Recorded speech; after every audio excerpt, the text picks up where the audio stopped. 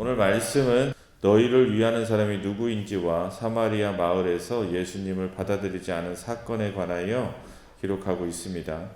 우리는 오늘 말씀을 통해서 몇 가지 생각해 봐야 할 것들이 있습니다. 먼저 생각해 봐야 할 것은 배타주의는 하나됨을 깨뜨리고 하나님의 나라를 파괴하는 행위임을 우리는 알아야 한다는 것입니다. 오늘 말씀 49절을 보면 요한이 여짜오되 주여 어떤 사람이 주의 이름으로 귀신을 내쫓는 것을 우리가 보고 우리와 함께 따르지 아니함으로 금하였나이다 라고 요한이 말하고 있습니다. 요한은 주님께서 누군가 귀신을 쫓아냈는데 우리를 따르지 않아 금하였다고 주님께 보고하고 있습니다. 제자들은 자신들에게 속하지 않은 사람을 배척하고 있습니다. 그런데 제자들이 이와 같은 사고를 어디서 많이 본 것 같습니다. 어디서 봤습니까? 바로 유대 종교 지도자들의 모습에서 보았습니다. 그들은 분리주의적 그룹 문화를 가지고 있습니다. 유대인들은 종교적 정체성을 지키기 위해서 우리와 남을 엄격하게 구분했습니다. 자신들의 울타리 안에 들어와 있지 않은 사람을 적으로 여겼습니다. 크게는 유대인과 이방인을 구분하여서 유대인들은 하나님의 선민, 이방인들은 죄인들이라고 구분하였고, 좁게는 이스라엘 안에서 종교 지도자들과 대중을 구분하였습니다. 같은 유대인이어도 대중들은 대부분 생업에 종사하느라 복잡한 율법을 다 지키지 못하므로 율법을 알지 못하는 자들이라고 저주하였고 그들은 죄인들이라고 생각했습니다. 그리고 더 좁게는 종교 지도자들 그룹 안에서도 바리새파, 사두개파, 에세네파 이렇게 나뉘어서 자신들의 울타리 안에 들어와 있어야만 하나님의 선민이고 구원받은 백성이라고 생각하며 서로를 배타적으로 배척했습니다. 그러니까 지금 예수님의 제자들은 예수파라는 새로운 울타리를 세웠습니다. 그래서 그 기준으로 자신에게 속하지 않은 사람이 귀신을 쫓아내니 그를 배척하고 있는 것입니다. 그것은 예수파에 속한 우리만 행해야 할 독점적인 권한인데 다른 사람들이 그 일을 행하는 것을 받아들이지 못하고 있는 것입니다. 제자 그룹에 속하지 않았지만 그는 올바른 신앙을 가진 사람으로 보입니다. 왜냐하면 지금 성경에 뭐라고 기록되어 있죠? 주의 이름으로 귀신을 내쫓는다 라고 기록하고 있기 때문에 그렇습니다. 예수님의 능력을 의지해서 주님의 이름으로 귀신을 내쫓고 있으니 하나님의 나라의 확장과 복음 전파에 얼마나 고무적인 현상입니까? 그런데 지금 제자들은 자신들의 그룹에 속하지 못하였기 때문에 그와 같은 일을 한다고 하여서 배척하고 있는 것입니다. 사실 예수님의 제자들은 이와 같은 유대 사회의 배타적 그룹 문화의 피해자들이었던 거예요. 그들은 종교 지도자들로부터 자신들의 울타리 안에 들어와 있지 않았기에 배척을 당하는 자들이었습니다. 그런데 지금 제자들은 똑같은 행동을 하고 있는 거예요. 이와 같은 행동으로 보아 그들은 주님께서 말씀하시는 하나님의 나라를 여전히 전혀 모르고 있는 것입니다. 그들은 주님을 통해서 자신들을 배척하며 기득권을 유지하였던 유대 종교 지도자들의 자리에 자신들의 그룹이 그 자리를 대체하고 그 자리를 차지하고 싶었던 것입니다. 그런데 주님은 그와 같은 일을 이루기 위해서 오신 것이 아니라 평화를 이루기 위해서 이 땅에 오셨습니다. 모든 막힌 담을 자기 육체로 하시고 모든 울타리를 다 부수고 이방인이나 유대인이나 구분 없이 하나님의 성령 안에서 한 세 사람으로 하나 되어 하나님의 나라를 이루어 가기를 원하셨습니다. 그리고 그렇게 하나 될 때에 하나님의 나라가 이루어진다라는 것을 자신의 삶으로 보여주셨습니다. 이처럼 하나님의 나라는 하나됨이 없이는 이루어질 수 없다라는 것입니다. 그런데 우리는 어떻습니까? 우리에게는 배타성이 없습니까? 한국 기독교는 배타적이다라는 평가를 듣죠. 우리가 얼마나 배타적인지는 한국 기독교의 역사를 보면 잘 알 수 있습니다. 우리의 신앙의 뿌리는 미국의 장로교예요. 미국 장로교 선교사들이 와서 장로교단을 세웠습니다. 그런데 처음에 장로교가 분리가 되죠. 고신이 나뉘어집니다. 그리고 그 다음에는 기장이 분리가 되고 그 다음에는 합동과 통합으로 분리가 됩니다. 그리고 합동 안에서 합신이 또 나오게 되고 백석은 또 자생적으로 생겨나게 됩니다. 미국 장로교 선교사들에 의해서 장로교가 들어왔는데 이 짧은 역사 동안에 얼마나 많은 울타리들이 생겼습니까? 물론 그렇습니다. 인간은 지향하는 바가 각기 다르고 완벽한 온전한 인간일 수가 없기 때문에 바라보는 시각과 색깔에 따라서 다를 수 있습니다. 그런데 문제는 우리만 옳고 너희들은 틀렸다라는 자세가 문제인 거예요.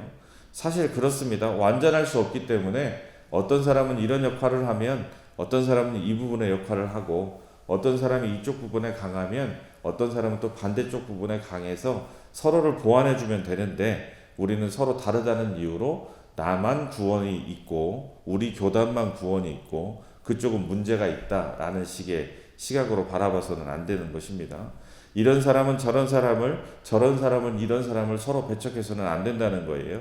서로가 내가 못하는 부분을 보완한다 라고 바라보는 것이 성경적인 부분인 것이지 나만 옳다 그리고 너는 잘못되었다 라고 바라보는 것은 잘못된 시각이라는 것입니다.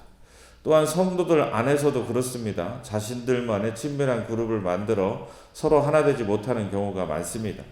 많은 세월 함께 지내다 보면 그 그룹 안에 있는 사람들끼리 서로 코드가 맞춰지게 되고 서로 무엇을 좋아하는지 싫어하는지 서로 알게 됩니다.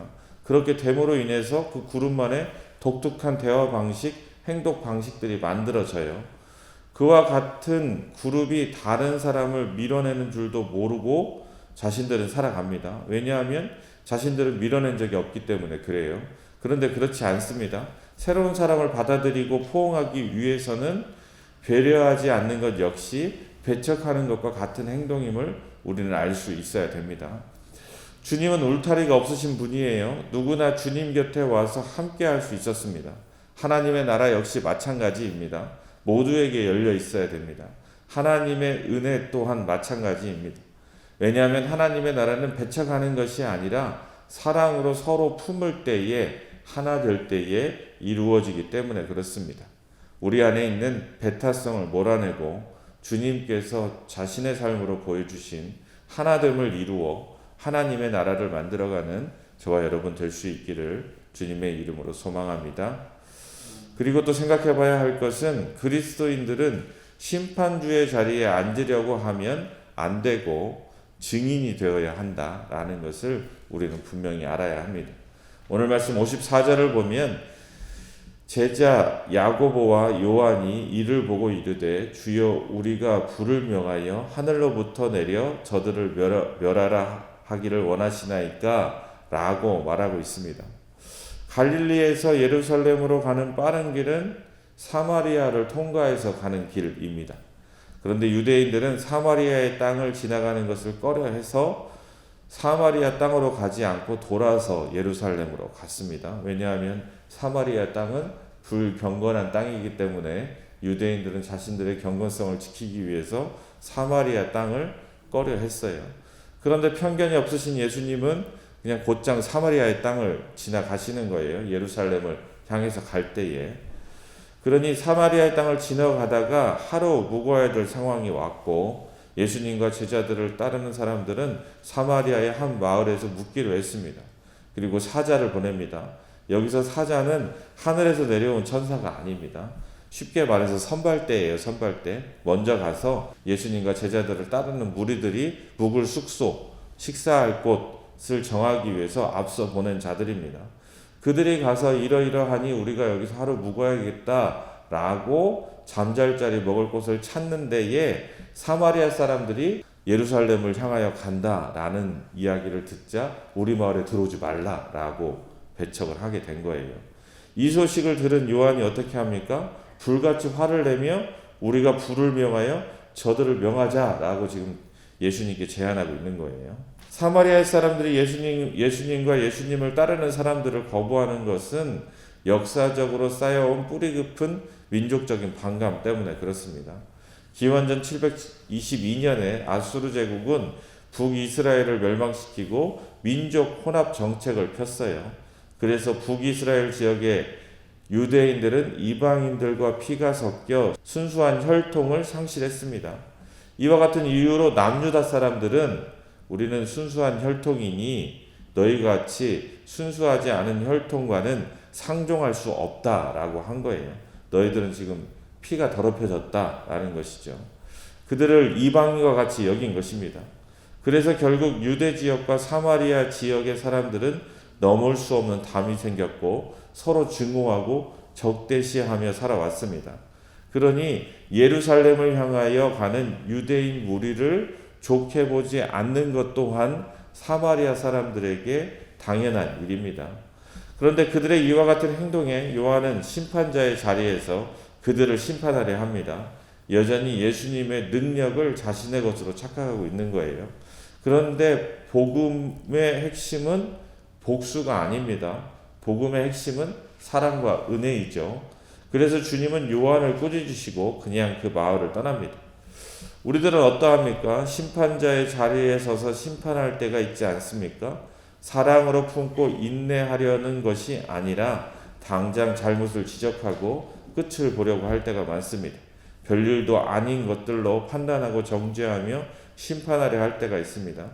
만약 요한의 말대로 사마리아의 땅을 심판하였다면, 보복하였다면, 우리를 배척한 것에 대해서 안갚음을 하였다면 어떻게 되었을까요? 주님이 부활 승천하신 후에 제자들이 복음을 전할 때에 사마리아 사람들이 복음을 받아들일 수 있었겠습니까? 복음을 받아들이지 않았을 거예요. 자신들의 마을을 불바다를 만든 예수님의 제자들이 와서 사랑과 은혜를 전하는데 그들에게 그것이 사랑과 은혜로 받아들여졌겠습니까? 그렇지 않았을 것입니다. 그들이 복음의 은혜와 사랑을 느낄 수가 없었을 것입니다. 재미있는 것은 사도행전 8장에서 빌립이 사마리아의 땅에서 전도할 때에 열매가 맺어지니까 물 세례가 아닌 성령 세례를 주기 위해서 예루살렘 교회에서 베드로와 요한을 그곳에 보냅니다. 사마리아의 땅에 불을 내려 보복하려고 했던 요한이 이제 그곳에 가서 무엇을 하고 있습니까? 성령의 역사를 나타내고 있고 복음을 증거하고 있고 예수 그리스도를 알리고 있는 것입니다. 사마리아의 땅에 하나님의 은혜와 사랑을 전하고 있습니다. 우리가 해야 될 일이 무엇입니까? 정죄와 판단이 아니라 증인의 삶을 살아가는 것입니다. 그리스도의 사랑을 우리의 삶으로 보여주는 것입니다. 그리스도의 사랑을 우리의 삶으로 나타내는 것입니다. 십자가를 지신 그 은혜를 나의 삶으로 증거하는 것입니다. 그렇게 그리스도의 사랑을 전하며 하나님의 나라를 이루어가는 복된 저와 여러분 될 수 있기를 주님의 이름으로 소망합니다.